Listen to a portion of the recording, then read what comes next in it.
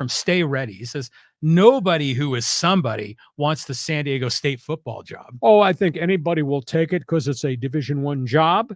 I want somebody with track record who's going to be able to come here and change the personality of Aztec football. That means throw the bleeping football down the field, because I think that's what the community wants. And John Riley says, well, clearly, we want to see a lot of action. And this is, with the basketball program, lighten it up. I mean, I think football does too. But here's another comment from Body by Billy. He says, hey, Jimbo Fisher to the Aztecs. Would he work for free? No, I don't think that's going to happen. I don't think he's coming down to the Mountain West Conference. He'll wait till somebody else gets fired. But geez, the last I checked, when I got called into the general manager's office and they gave me this brown envelope, said, sign this, my termination papers, I got bought out. Never even said thank you. I didn't get no $78 million like Jimbo Fisher got. That whole thing in Texas with the big cigars, the boosters, that is so out of control. Unbelievable. The funny thing I have about Texas A&M, you're driving around, you see people's cars with the stickers on the back, and it'll say, proud alumni USC or whatever program. But for Texas A&M, it always says, doesn't say alumni, it says former students, So they include all the ones that have dropped out, Didn't graduate. Yeah, and didn't graduate. Yeah, they're running the oil industry, though, in Texas. Stop laughing at that. Yeah, that's probably true. Okay, here's go to Javier. He says, hey, the Dodgers could also trade for Corbin Burns and extend him. Exactly. I think there'll be some bidding. I think Milwaukee is in a bit of fire sale mode. They've lost their other frontline starter. Brandon Woodruff is gone for the entire season next year with this ongoing shoulder problem that he's had. So I think they've gotten to the point where they haven't announced it, but I think they're shopping Christian Yelich, the big money outfielder, who had a big bounce back season, and they're shopping Corbin Burns. And yeah, the Dodgers, they may well make a trade, but everybody that I've accessed is of the opinion Ohtani priority 1 and maybe Blake Snell priority 2. But if not Blake Snell, there's a phone. You call Milwaukee, area code's 414. Dodgers could be a player for any of those guys that we mentioned at the onset. Yeah, if you're a Brewers fan, you got to be just so discouraged, right? Yeah, because prior to that, they traded Josh Hader away in the middle of the pennant race. And they still kind of make the playoffs, but they never really get beyond the first round. And now they lost their manager on top of all that because of the way they do their business. Yeah, exactly. So it's got to be really frustrating to be a Milwaukee fan. We carry on Fans Forum. Okay, let's go here to Gary. He says, I saw Dean Spanos stick his head out of the tunnel at the Lions game, meaning the Chargers will have an extra 7 weeks of losing. Groundhog Day. Yeah, it was funny. Tony Romo, they had this headshot of Dean Spanos, who looks more and more like his grumpy old father used to look. I hated to do this, but at the end of the game, I texted friends. You probably got the text. I had a good day. Did you have a good day? I don't think Dean Spanos had a good day. No. Everybody that I know just hates on the Charger ownership, and so they should. But I felt bad because at the end of the day, Justin Herbert, Keenan Allen cannot do any more than they did yesterday, and they lost. Hey, you pro-Charger, anti-Charger, pro-Hacksaw, hate Hacksaw, doesn't matter. Go to my website. I wrote a column this morning. It's still posted up there. Go to LeeHacksawHamilton.com and check out my one man's opinion column. Next question. Here's from Cameron. He says, Staley is dead man walking. Well, the scoreboard does not lie. 500 or sub 500 record as a head coach with that quarterback. As Tony Romo said on the CBS telecast, how can Justin Herbert be a 500 quarterback with all this talent? And my response is all the talent he doesn't have around him consistently. Well, I saw a clip in the clubhouse after the game, and he said to the team, he goes, is anyone surprised by the result? And all the team said, no, we aren't surprised. I'm like, well, how in the hell can you not be surprised? You lost the game. So I just don't get what he's trying to do there. It doesn't make sense. I don't know if he's dead man walking, but look at what's left on the schedule. I mean, do you see them getting from 4 wins to 10 wins and maybe being a playoff team? Except that there's some screwball stuff that's gone on in Buffalo and Kansas City, which have prevented those teams from running away in the AFC in the divisional races. So, carry on. Let's go to John here, and he says, while we're dreaming, how about Jim Harbaugh getting fired at Michigan and coming back to San Diego to coach the Aztecs? And as long as I'm dreaming, a portion of the driveway would be nice too. Just amazing. You shall not do drugs before you come on our podcast. Harbaugh may be out of Michigan. Harbaugh may be the Raiders coach of the future, depending on what happens the back half of the schedule with the job that Antonio Pierce thinks he's done so far. But, the minute the Michigan thing happened, coinciding with Josh McDaniels firing, everybody was connecting the dots. Jim Harbaugh going to Sin City.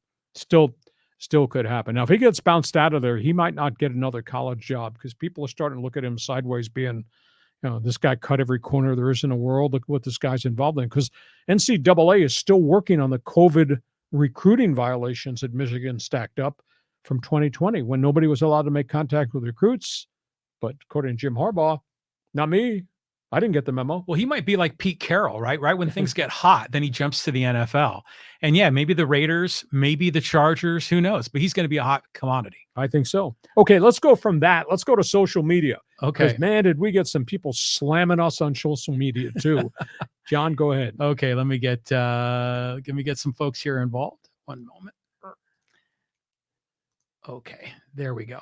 All right, so let's get this. There's a hockey comment. I thought this was interesting. And this is from Rich. He says, that wasn't a fluke check. That dude deliberately kicked him with his skate. I'm not claiming it's murder. I don't think he meant to kill the guy, but he definitely kicked at him. He's talking about the tragedy with Adrian Johnson, Pittsburgh Penguin player who died in England from a skate cut to the neck. I only saw one angle to the clip. I mean, it was a violent collision and he got flipped. I don't know. Knee checks, unfortunately, still occur in hockey, and those are illegal because they're dangerous to both the guy who delivers a knee check, sticks his knee out and hits the other guy's knee, and obviously the guy that takes the blow. But these are fluke things, but these guys are skating so fast, and these guys fall at different angles, and they go up in the air. You can see how that can happen. It was just a terrible, terrible tragedy. But hopefully, as I said at his funeral last week, hope he did not die in vain. I think you're going to see everybody has to be negotiated with the union, but I think everybody's going to start wearing throat guards. Yeah, they're going to have to do something. I saw a little bit of that clip, and yeah, that skate, man, it was way up there. Let's move on here. And this is actually from the San Diego Padres fan club. And they're saying the San Diego Padres have acquired Lee Hacksaw Hamilton as the new team manager. No. I want to be general manager because I know everything about everything as it relates to players. No. I'd be pretty good at it, though, because I have opinions about players, et cetera, et cetera. I talked to AJ Preller once upon a time about doing stuff for him as, quote, administrative assistant. But, interesting. Yeah, it was just a conversation over a cup of coffee and my baseball background and my family's background in baseball. But Jerry Coleman was the manager, so why can't you do it? Yeah, but he was a player who turned broadcaster, who turned manager. Moving on. Let's get a comment here about Trevor Bauer. This is from William. He says, I've been calling for this for weeks. Trevor is innocent, like the head coach at Michigan State, both manipulated and harmed by treacherous women. Well, I wouldn't go that far because what Bauer did got Bauer suspended by baseball. Was he ever formally charged? No. The lawsuits were settled out of court. She didn't get any money. He released the video and the text. It sure looks ticky-tack. But that being said, what about the guy that's making the decision to do what he got involved in? That's pretty sleazy. And do you want him representing your team, knowing what he's done with at least 3 women and the court case and all that? And John Riley says, well, imagine, let's say you're a woman who legitimately was assaulted sexually and you put up a stink about it. People are going to be doubting you. She's screwing over all the other women in this case. But it was interesting that he talked about the Michigan State situation. That seems very different. I mean, the Michigan State coach was being, that he had that, what was it? It was an advocate for women's rights. Yes, he brought her in to speak to the players about respecting women on campus. Yes. Because she was a rape victim who then started a foundation, started a counseling service. And Mel Tucker hustled her and propositioned her and did Yeah. some other things What are you on doing? Zoom.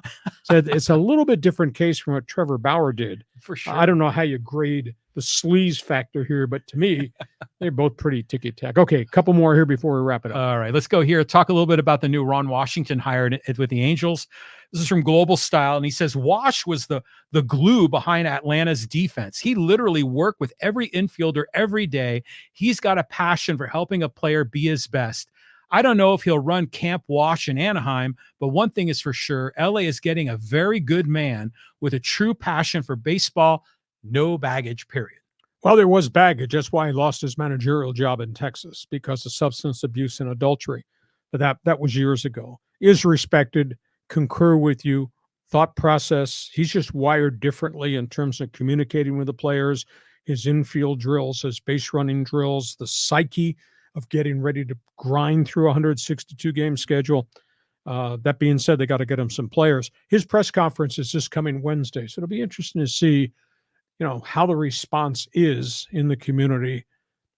I'll throw this sidebar question out to you, and this is another topic for another day. Padres have yet to hire a manager. We know who they've interviewed and expressed interest in, who's still out there. Buck Showalter?